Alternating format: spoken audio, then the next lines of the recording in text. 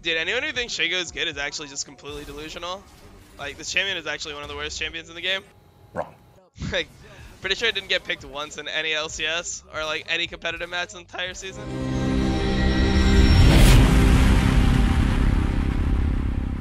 Hey guys, what's going on? This is Eagzey. Now, best clear for Shaco 8.11. This is it. If you guys do another clear, by the way, and don't copy what I'm doing here, you're gonna fucking cop it.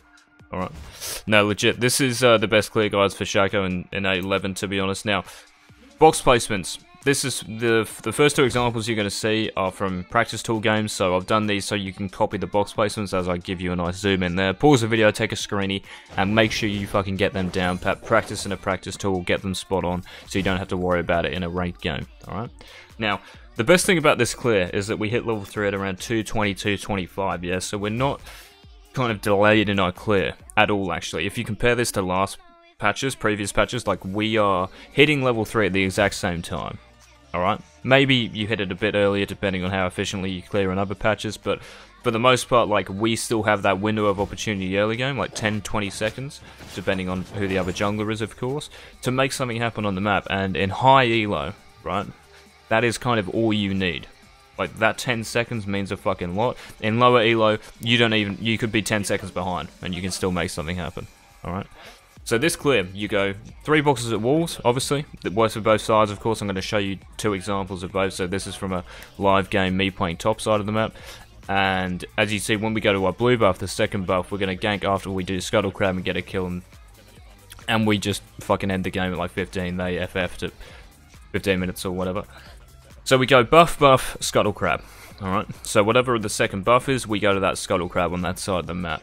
Now, of course, where you start is determined by who the other jungler is, what lanes are gankable for you, what lanes are going to shove. But then after you actually clear, then you have to think about, am I going to gank a lane, am I going to invade, how am I going to put pressure on the map? That's what you guys need to decide in that moment in time. I can't give you like an actual instruction at that point in the game. You have to look at the map, assess the situation, and off you go.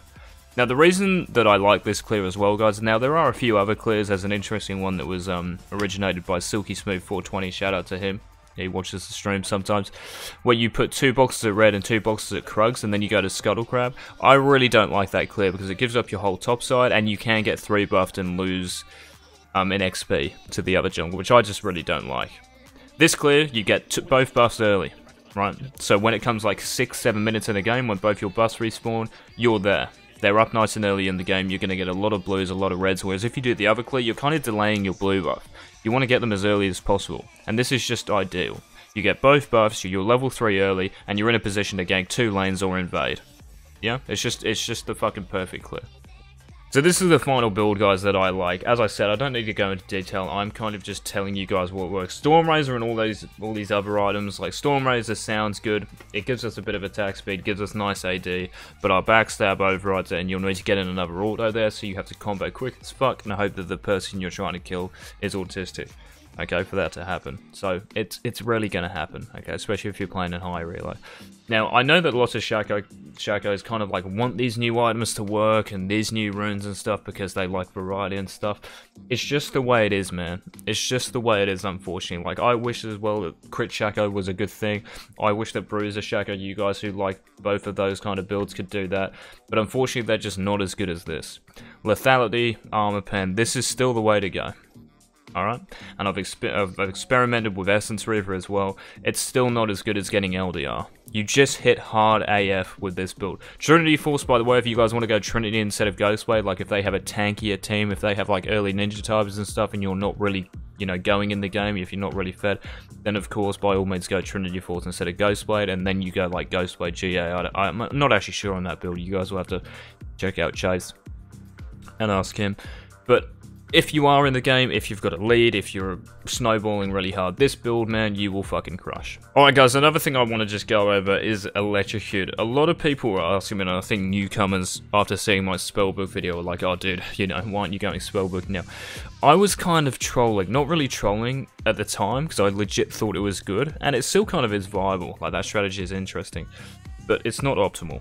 Alright, and that's all I'm interested in when I'm playing Shaco or any champion. I'm just looking for the best build, right? Because the higher elo you get, the more competitive it is, everyone's running the right shit, so if you're not running the best rune, the most optimal rune build setup for your champion, you're just not on an even playing field with everyone else. So you want to find the best fucking build, and this is it, mate. This is the rune setup. So we're going Electrocute and Precision. This is what I've been running legit for like 2 seasons now, since they brought out this rune. No, 1 season. I don't fucking know, dude.